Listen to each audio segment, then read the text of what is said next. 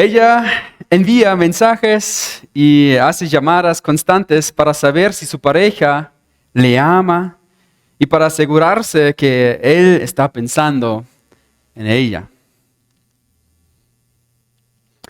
Él se queda en una relación que le hace mal porque teme no encontrar a nadie más que le ame. O ella deja de hacer cosas que le gustan y actúa en contra de sus propios valores para amoldarse a las preferencias de los demás.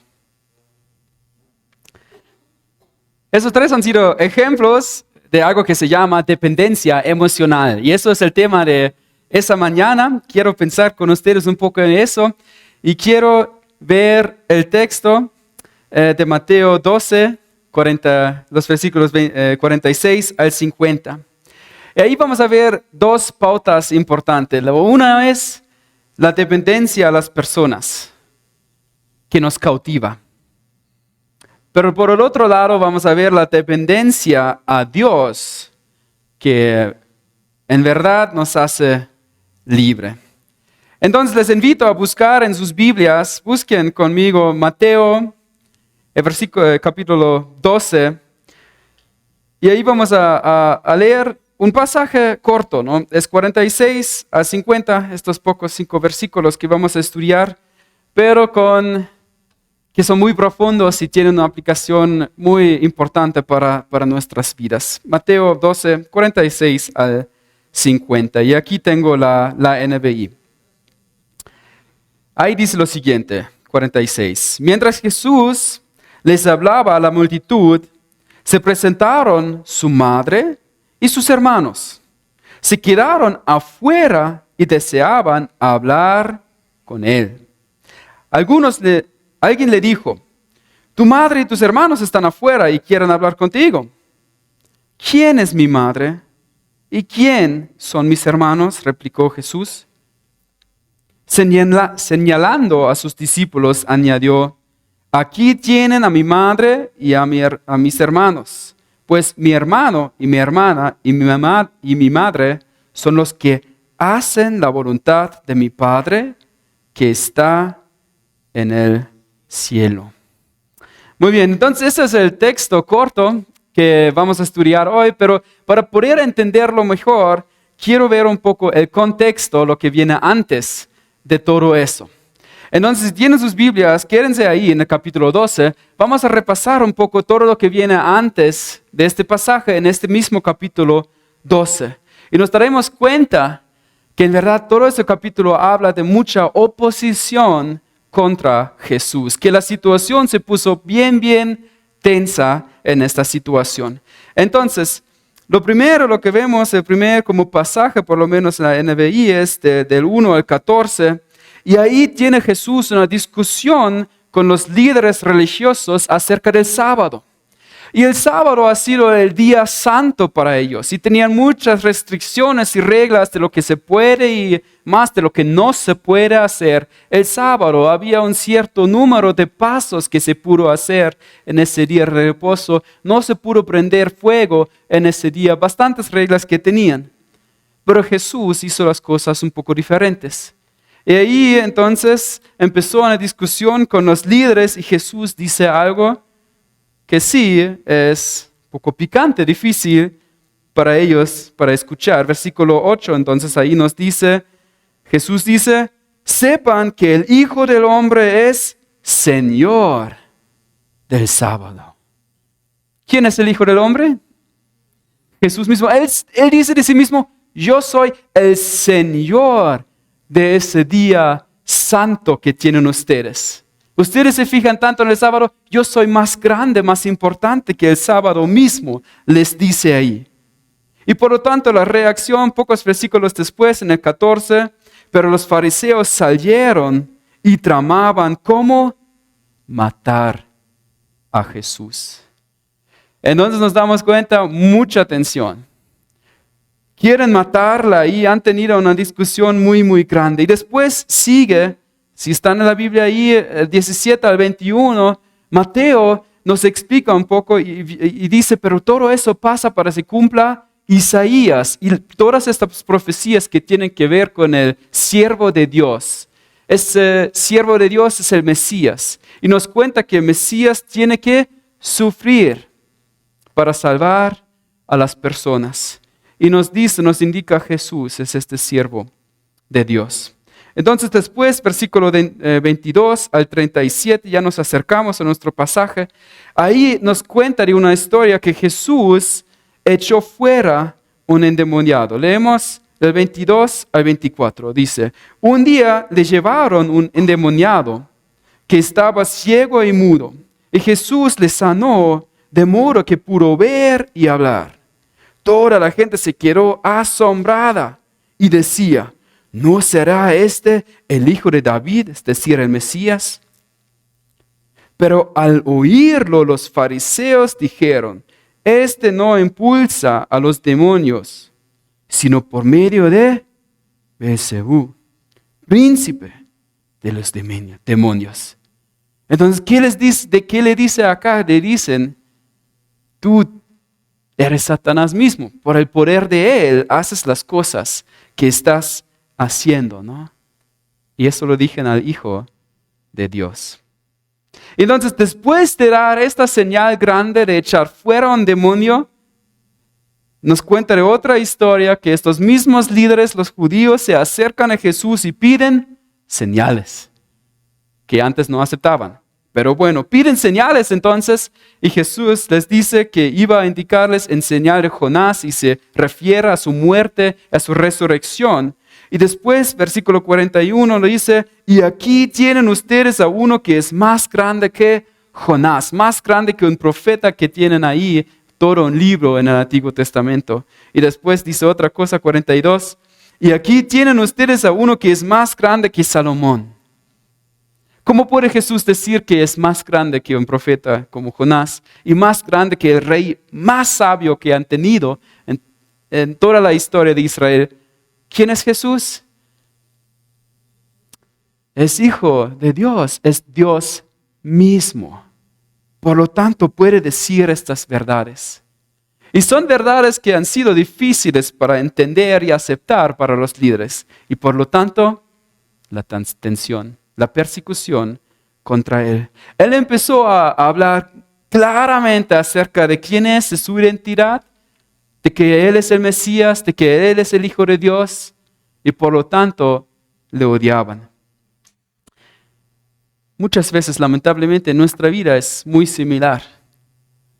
Como cristianos, si nos quedamos callados, cuando hacemos las cosas tanto como los demás lo hacen, no nos pasa nada, la vida es más tranquila, ¿sí? Pero si empiezas a hacer las cosas diferentes, o si te atreves tal vez incluso a decir, está mal lo que están haciendo. O peor, si empiezas a hablar de Jesús y que la gente necesita a Jesús, ahí viene muchas veces la oposición, la persecución.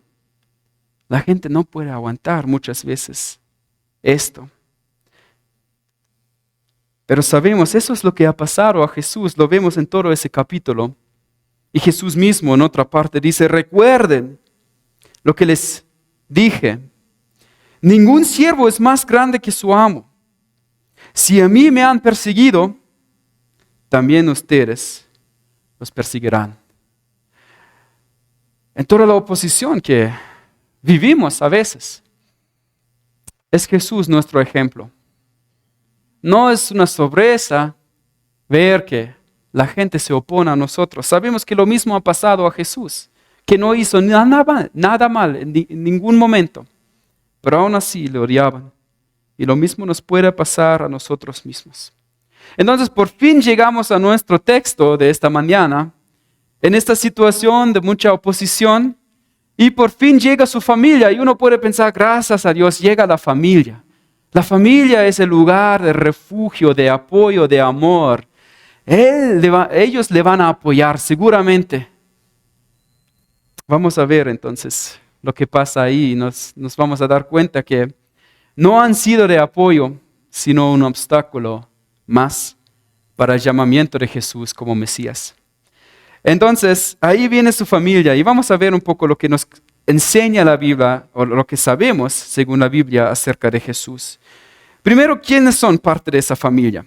A Mateo 13 nos cuenta, o han dicho a Jesús, ¿no es acaso el hijo del carpintero, de José? Ese Jesús, así le dicen, ¿no? ¿No se llama su madre María? ¿Y no son sus hermanos Jacobo, José, Simón, Judas? ¿Y no están con nosotros todas sus hermanas? Entonces sí ha tenido una familia muy amplia, ¿no? 4 hermanos, no sabemos cuántas hermanas, pero ahí había entonces la familia. Interesante, ¿no? No nos dice otra vez el nombre de José, dice solo carpintero. Y después de la Navidad, nunca más escuchamos nada de José. Ya no menciona su nombre. Y se supone que probablemente había muerto, como en su niñez, en algún tiempo antes de su vida pública, que ahí antes había muerto. Por eso ya no menciona a José ahí. Entonces, por eso también cuando se reunió la familia para solucionar esta situación difícil, fue María que guió a ese grupo. Eso sabemos de quién es la familia. ¿Qué más? ¿Qué pensaron ellos de Jesús? ¿Creían acaso tal vez en Él? Y Juan 7:5 nos dice otra cosa. Dice, lo cierto es que ni siquiera sus hermanos creían en Él. Entonces Jesús hablaba de sí mismo, proclamaba que Él es Hijo de Dios, que Él es el Mesías, que vino a salvarnos. Y hablaba de estas cosas y ni su familia creía en Él. Qué difícil eso, ¿no? Pero Él seguía en su llamamiento.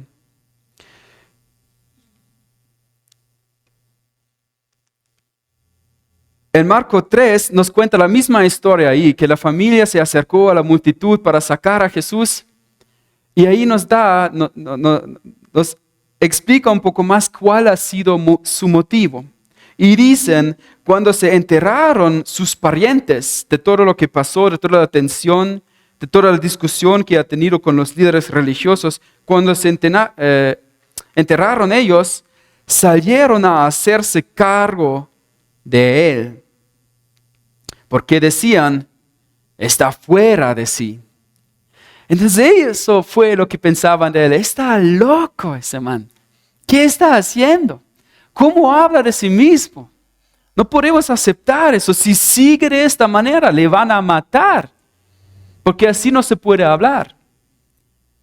Y no creían en Él. Y ha sido otro obstáculo. Y tal vez se puede decir, tal vez lo hicieron con buenas intenciones. Querían sacarle de ahí para que ya no seguía predicando, para que no le maten. ¿No? Como su madre, sus hermanos. Tal vez sí una buena intención, pero al mismo tiempo sabemos. Eso ha sido el llamamiento de Jesús. Eso es lo que Jesús tenía que hacer, predicar y a la final morir en la cruz por nosotros. Y si ellos se oponen a ellos, estos se oponen al plan de la salvación. Entonces en esta situación estaba Jesús, que muchos estaban en contra de ellos. Los líderes religiosos, muchas personas pensaban que estaba fuera de su mente. Y ahora incluso su familia le dice, ya deje ya, basta. Suficiente, ya no hable de ti mismo, ya no hable de esa manera. Y se ponen ahí también en contra de Él.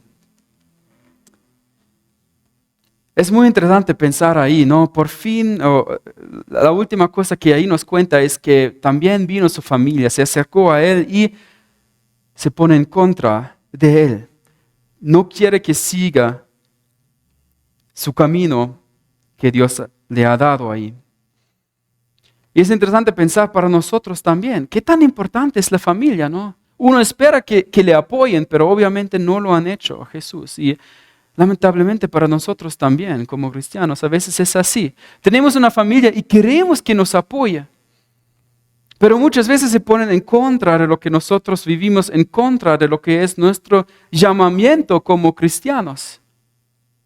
Y aún más nos duele si es parte de nuestra familia.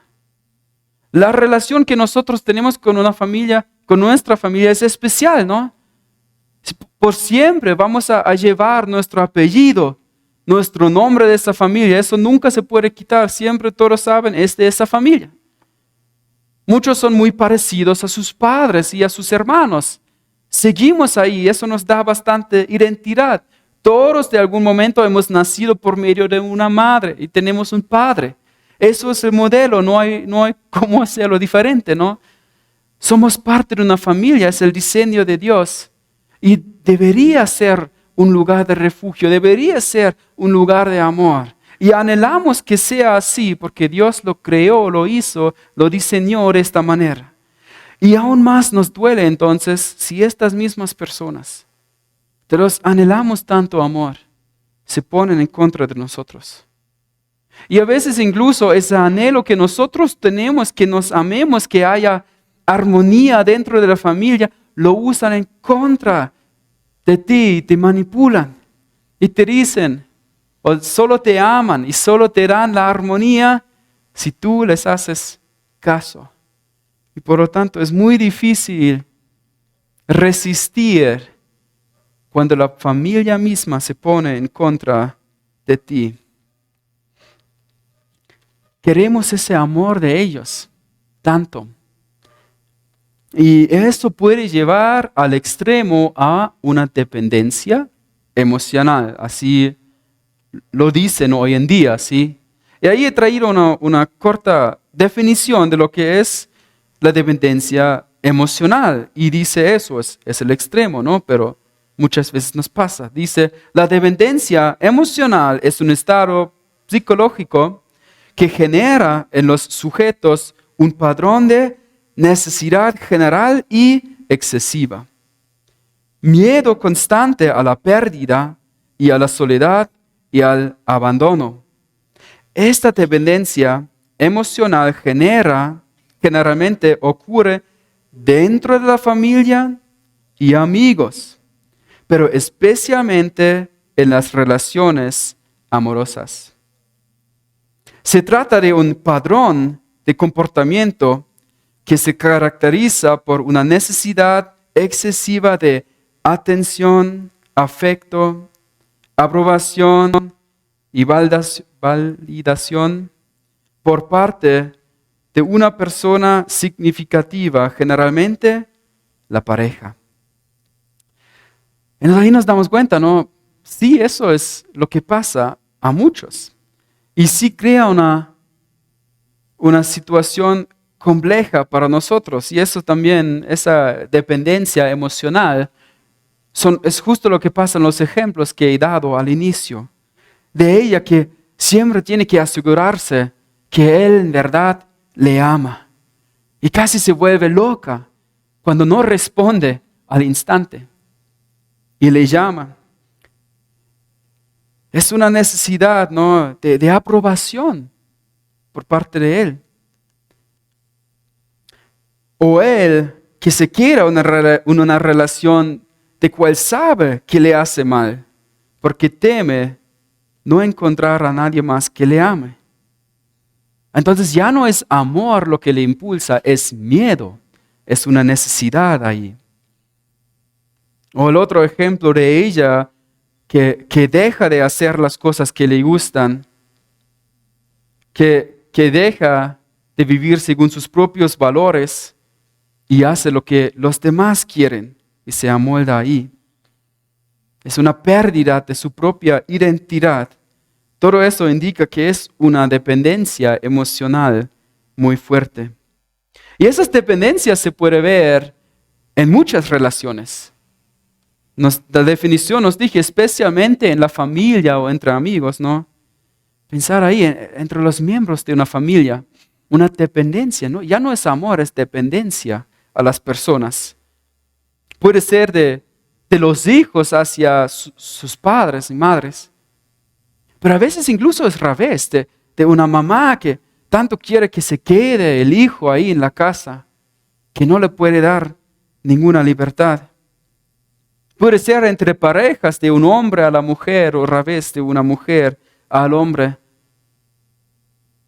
Y que lleva ahí una relación que no les hace bien a ninguno de los dos. Puede ser entre amigos. Puede ser incluso dentro de una cultura que es difícil salir ahí. Y no te dejan salir ahí, quieren que dependas de ellos. Y incluso puede ser a veces incluso dentro de una iglesia, que la gente se fija tanto en los líderes y dependen tanto del líder, que ya no hacen las cosas por Dios, sino por el líder.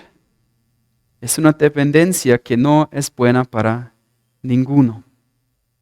Y justo eso es lo difícil, eso. Es un anhelo de aprobación, es el miedo de no quedarse solo. Son necesidades que uno siente y busca llenarse por medio de la gente. Y justo la familia debería ser un lugar que te da mucho de eso. Pero a veces ese anhelo se vuelve, lo usan en contra de ti. Y ahí ese texto es muy profundo, pensar en eso, esa cultura también, donde la familia dio mucha seguridad y se acerca ahí y quieren que salga ahí, ¿no? Y Jesús no sale. Y les da otra respuesta. ¿Cómo pudo él resistir ante tanta oposición, odio, no? Y uno puede pensar, bueno, si son los fariseos, si son personas que yo no conozco, bueno, que me odien nomás, que me escriban mensajes nomás, no me importa. Pero si es tu propia familia, es mucho más duro. ¿Cómo pudo Jesús resistir ante tal presión? Y ahí seguimos leyendo entonces el pasaje y la respuesta que Jesús dice. Y vamos a ver esa dependencia que Jesús tiene hacia Dios y ya no a la gente. ¿Quién es mi madre? ¿Y quiénes son mis hermanos?, replicó Jesús. Señalando a sus discípulos, añadió, aquí tienen a mi madre y mis hermanos. Pues mi hermano y mi madre, mis hermanas y mi madre son los que hacen la voluntad de mi Padre, que está en el cielo. Él ve las cosas diferentes. Él no depende de su familia. Tiene una dependencia diferente a Dios. Él hace esa pregunta, ¿quién es mi madre? ¿Y quiénes son mis hermanos? ¿Quién es mi familia? ¿Quiénes son los que me dan identidad? ¿Quiénes son los que me dan el amor? ¿Quiénes son los que me dan instrucciones? Y dice, ya no es solo la familia biológica, es ahora la familia espiritual. Las cosas han cambiado. Nos dice que tiene una familia nueva. Les hace esa pregunta, ¿quién es mi familia? Y indica que tiene una familia nueva. En Marcos 8, ahí cuenta la misma historia, un poco palabras diferentes. Ahí Jesús dice, mi madre y mis hermanos son los que oyen la palabra de Dios y la ponen en práctica. Son los que obedecen a Dios, que le siguen a Dios, que siguen lo que dice la Biblia. Entonces ellos son su familia nueva. Ya no es como era antes. Y a veces sí me puedo identificar mucho con eso. Tal vez hay familiares, personas, ¿no? Y te dicen, ¿por qué haces esto? Y tal vez para algunos, incluso hoy en la mañana, ha sido ya una lucha el simple hecho de venir acá. Y la familia reclama y dice, ¿y por qué? ¿Por qué vas ahí? Es un mal gasto de tiempo. ¿Por qué haces? Quédate con nosotros. Es domingo. Es el día para la familia. Y ya ha sido una lucha simplemente venir acá. Pero qué tan diferente es cuando tienes hermanos de la fe que te animan a seguir el buen camino, a hacer el bien. Que ven las cosas que el domingo no es solo el día de la familia, es el día del Señor. Y ven las cosas diferentes y te animan en tu camino. Para mí, mi familia, ¿no? Somos misioneros, tenemos esta sensación que seguimos en ese llamamiento que Dios nos dio, vivimos acá lejos de nuestra propia familia. Y por supuesto habrán comentarios ahí dentro de parientes, ¿por qué hacen eso? Qué raros son, es exagerado lo que ellos hacen. tan espirituales. ¿Por qué todo eso? ¿Y qué tan diferente es si me encuentro con gente que me anima, que me apoya ahí? Y me doy cuenta, me identifico mucho más con ellos que a veces con propios parientes que se ponen en contra del llamamiento que Dios tiene para mí. En otra parte, en Hebreos 12, dice la Biblia que Jesús no se avergüenza de llamarnos sus hermanos. En esa historia, ¿no?, de Jesús señala a sus discípulos y dice, ellos son los que obedecen, los que me siguen. Ellos son mis hermanos. Y pensar, si hemos aceptado a Jesús, soy hermano de Jesús. Se pone ahí a mismo nivel y dice, yo me identifico con ustedes. Ustedes son parte de mi familia. Eres mi hermano. Andamos juntos. Nos quiere mucho. Quiere que estemos ahí. No se avergüenza de llamarnos a nosotros sus hermanos. Y me hizo pensar en mi niñez. Yo tengo 3 hermanos varones, 2 mayores, yo soy el tercer y otro menor. Y a veces el mayor tenía que cuidarnos a nosotros a veces, ¿sí? En el pueblo era. Entonces ahí fuimos a un parque a jugar y él era ya adolescente. Seguramente no tenía tantas ganas para hacerlo, pero lo hizo. Entonces se acercó un grupo, creo que era del colegio, no estoy seguro, pero también otros adolescentes, y le vieron a él como estaba ahí cuidando a sus hijos menores. Y le dijeron, yo prefiero cuidar a los cerdos que cuidar a mis hermanos menores. ¿Y qué dijo mi hermano entonces? Bueno, en verdad no dijo mucho, pero le picó. Y me acuerdo bien de eso, porque estaba orgulloso de mi hermano, de un lado que no debería ser. Pero lo que indicó con eso, no escucha a ellos, ¿no? No le da vergüenza cuidar a sus hermanos menores. Entonces, lo indicó de esta manera, aunque no debería haberlo hecho. Pero así mismo, ¿no? Jesús no le da vergüenza estar con nosotros. Es nuestro hermano. Somos parte de su familia.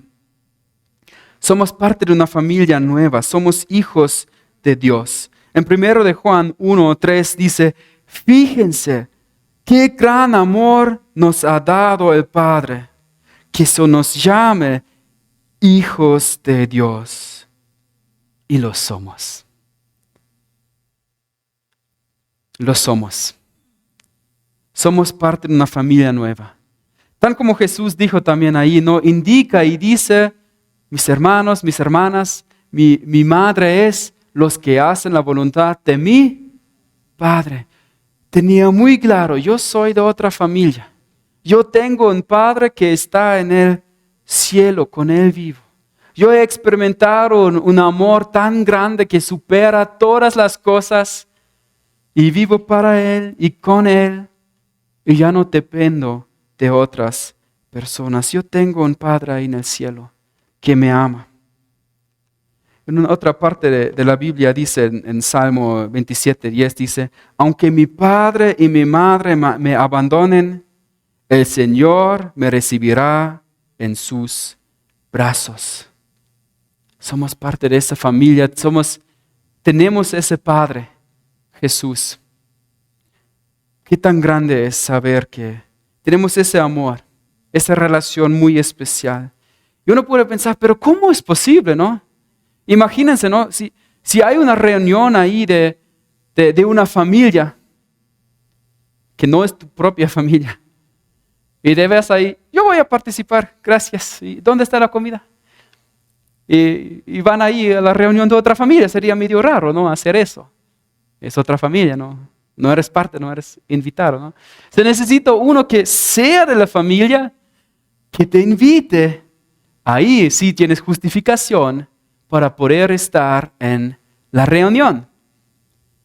No es por nuestra propia sangre que nosotros podemos ser parte de la familia de Dios. por nosotros mismos, hacemos muchas cosas mal. No merecemos tener amistad y menos ser hijos de Dios. Nos hemos alejado. Vivimos muchas veces en rebelión contra Él. Sabemos de lo que es bueno, pero hacemos otra cosa. No merecemos estar con Él. No es por nuestra propia sangre que ahora podemos estar con Dios, es por la sangre de Jesús. Por la sangre que Él derramó por nosotros. Y cuando ahora Dios te ve a ti, no ve tus fallas y tus errores y tu pecado, sino cuando te ve a ti, ve la perfección de Jesús mismo. Y ya no ve tu propia sangre, sino ve la sangre que Jesús derramó. La nueva identidad que ahora tienes. La Biblia dice, más a cuantos lo recibieron a Jesús, a los que creyeron en su nombre, les dio el derecho de ser hijos de Dios por medio de Él, por la fe en Él. Entonces Jesús no tenía un amor mucho más grande, tenía valores, instrucciones, una identidad nueva en Dios, que ya no dependía de su familia biológica. Pero eso no significa que ahora trató mal o sin respeto o dejó de honrar a sus padres. Eso vemos también ahí en lo que nos cuenta la Biblia. Por ejemplo, nos cuenta que cuando Jesús estaba ahí en esa cruz, estaban ahí también unas personas. Y estaba ahí su madre, María. Y a su lado estaba Juan, su discípulo. Y él le dijo entonces a su madre, aquí tienes a Juan, tu hijo. Y a Juan le dice, aquí tienes a tu madre María. Y nos dice, y desde ese punto María se quedó, vivía en la casa de Juan. ¿Qué hizo en este momento? Como Jesús era hijo mayor, él tenía responsabilidad de cuidar a su madre. Sabía que ya no podía hacer eso, porque se murió, ¿no? Entonces entregó esa responsabilidad a Juan. Y desde ahí estaba con él. Y él la cuidó. Él honró todavía, cuidó todavía a su madre, a su familia. Además, ¿qué pasó con sus hermanos? Hemos leído sus nombres. 2 de ellos han sido Judas y el otro Jacobo. Jacobo también se puede decir Santiago. Tenemos un libro en la Biblia que se llama, una carta que se llama Santiago, ¿no? Ha sido o es del hermano de Jesús. Asimismo nos cuenta el Nuevo Testamento que Jacobo ha sido un líder grande e importante en la iglesia de Jerusalén.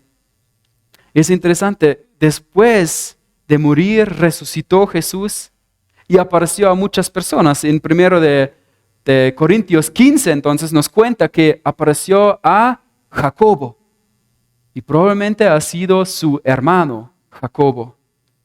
Y ahí llegó a la fe. Otro nombre ha sido Judas. Tenemos otra carta de un Judas. Igual, ha sido hermano de Jesús. Llegó a la fe a él. Entonces vemos que él, aunque no tenía el mismo significado, ya no dependía de su familia, pero sí les amaba, sí les respetaba. Lo vemos ahí en la Biblia. Para resumir, para terminar, quiero indicar este versículo una vez más. En 1 de Juan 3:1 dice, fíjense qué gran amor nos ha dado el Padre, que se nos llame hijos de Dios, y lo somos. Cuando justo viene otra vez la tentación, los obstáculos, incluso dentro de la familia, hagan eso, fíjense en ese amor tan grande que Dios nos ha dado. Fíjense en eso, somos hijos de Dios.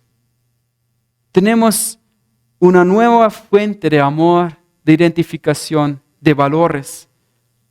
Y es esta familia espiritual. Fíjense en ese gran amor de Dios. Lo interesante es, y no lo he leído antes, que el mismo versículo nos dice otra cosa. Dice, el mundo no nos conoce precisamente porque no lo conoció a Él. Y esa es la realidad en la cual vivimos. Mucha gente simplemente no puede entender lo que están haciendo. No puede entender por qué hacen las cosas diferentes. Porque ya no son como eran antes. Porque ya no participan en ciertas cosas. ¿Y por qué ahora dicen o hablan en contra de lo que antes ustedes mismos tal vez han hecho? No lo pueden entender porque simplemente ellos no tienen a Dios y tenemos que esperarlo, no de la manera que queremos que eso pase, pero no es de sorpresa si nos pase eso, que la gente se pone en nuestro contra. Pero ¿qué hacemos entonces? ¿Dependemos de la familia? No. Nos fijamos en Dios, en el gran amor de Él.